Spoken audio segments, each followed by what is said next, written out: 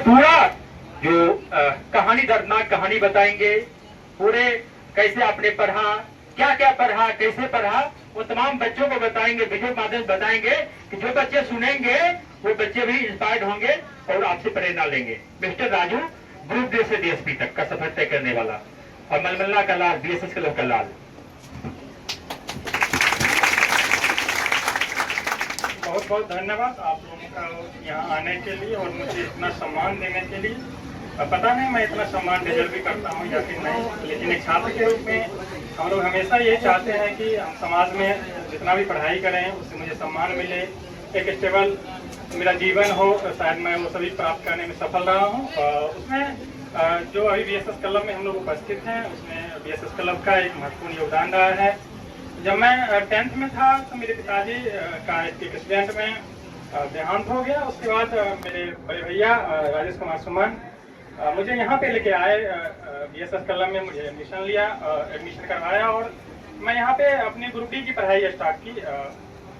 इन्हीं के मार्गदर्शन में मुझे 2018 की जो वैकेंसी आई थी उसमें मैंने भरा और पहली अटेम्प्ट में ग्रुप डी में भी मेरा हो गया।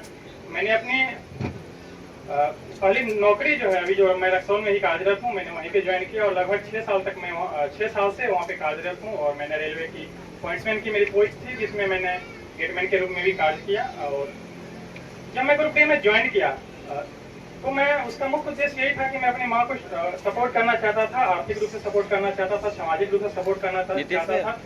जो मेरी माँ की परेशानियाँ थी मैं उसको दूर करना चाहता था। इसका मुख्य उद्देश्य वही था कि मैं ग्रुप डी में पहले ज्वाइन करूँ, मैं अपनी आर्थिक स्थिति को ठीक करूँ।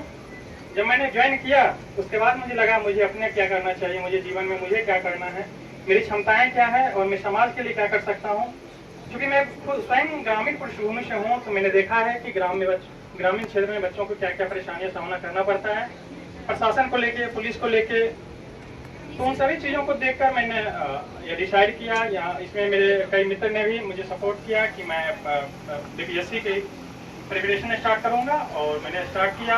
मैंने सेल्फ स्टडी शुरू की, क्योंकि मैं 8 घंटे की ड्यूटी भी करता था। मुझे पता था कि मैं नौकरी छोड़ के तो प्रिपरेशन नहीं कर सकता हूँ, या फिर मैं कभी भी दिल्ली और पटना जैसे शहरों में जाके मैं बीपीएससी की प्रिपरेशन नहीं कर सकता हूँ। तो मैंने फिर से डिसाइड किया कि मेरे पास जो भी टाइम होगा मैं उसी का सदुपयोग करूँगा, अन्य चीज़ों में नहीं लूँगा। और फिर मैंने तैयारी एकदम से मन से स्टार्ट किया और मुझे लगभग 3 साल लगा इस तैयारी में। और मैंने लगातार मेहनत की, 3 से 4 से 5 घंटा मैं रोज दिन पढ़ता था ड्यूटी के अलावा भी, जिसकी वजह से मुझे पहले ही प्रयास में 12वीं रैंक के साथ डीएसपी का पोस्ट मिला। क्योंकि मैं चाहता था मैं पुलिस विभाग में जाऊँ। पुलिस विभाग में हम लोग जानते हैं, क्योंकि यहाँ के जो भी छात्र हैं वो ग्रामीण पृष्ठभूमि से ही हैं, तो हम लोग जानते हैं पुलिस जो भी समस्याएं होती हैं हमारे माता पिता के, हमारे अगल बगल समाज में जो भी समस्याएं होती हैं, हम लोग पुलिस से डरते हैं, पुलिस के पास जाना नहीं चाहते हैं।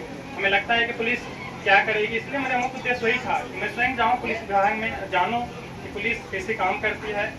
मैं स्वयं वहाँ पे जाके जो मैं जानता हूँ कि ग्राम की क्या समस्याएं होती है, मैं कैसे सुधार कर सकता हूँ, मैं जिस भी पोस्ट पे रहूँ। इसलिए चूँकि मुझे एसडीएम की पोस्ट भी मिल सकती थी, इतनी अच्छी मेरी रैंक थी, शायद मैं हिंदी माध्यम में टॉपर भी हूँ, और तो मुझे निश्चित तौर पे मुझे मिल सकती थी एसडीएम की पोस्ट। फिर भी मैंने बीपीएससी की पोस्ट का चुनाव इसलिए किया कि मैं पुलिस विभाग में जाके देखूँ कि क्या क्या समस्याएं हैं और उसे सुधार करने की जिस भी हद तक हो सके मैं सुधार करने का प्रयास करूँ। एक बार फिर मैं आप सभी लोगों को धन्यवाद देना चाहूँगा। उसके अलावा मैं अपनी माँ को धन्यवाद दूंगा, क्योंकि मेरी माँ हमेशा से सबसे बड़ी प्रेरणा की स्रोत रही है। जब भी मैं क्योंकि एक बीपीएससी की या यूपीएससी की प्रिपरेशन एक ऐसी तैयारी है जिस यात्रा में आपको कई बार चुनौतियाँ आएगी, आपको लगेगा कि आप नहीं कर पाइएगा, आपको ये लगेगा कि क्या मैं इस लायक हूँ। क्योंकि आप जब देखते हैं कि बच्चे जो हैं वो आईआईटी एनआईटी जैसे स्कूल से आके, जैसे कॉलेजों से आके यूपीएससी बीपीएससी की प्रिपरेशन करते हैं, तो आपको लगेगा कि शायद मैं, चूँकि मैं अपना ग्रेजुएशन भी इग्नू से ही किया हूँ, तो मुझे ही लगता था क्या मैं इस लायक हूँ। इसलिए मैं कभी यूपीएससी का भी अटेम्प्ट नहीं दिया। तो मुझे हमेशा से लगा है कि मैं इस यूपीएससी के लायक नहीं हूँ, इसलिए मैं बीपीएससी में ही लगा रहा। इसलिए ऐसी चुनौतियाँ आती हैं, लेकिन मेरी माँ हमेशा बोलती थी कि तुम बहुत मेहनती है, तुम जो भी करेगा अच्छा ही करेगा और तुम्हारा होगा।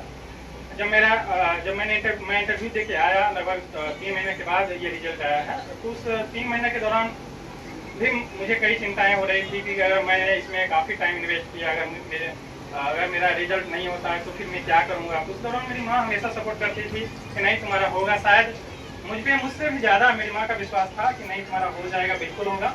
और शायद उसी का परिणाम रहा कि मुझे हिंदी माध्यम का मैं टॉपर रहा और प्रथम प्रयास में ही मैं DSP बन पाया। धन्यवाद।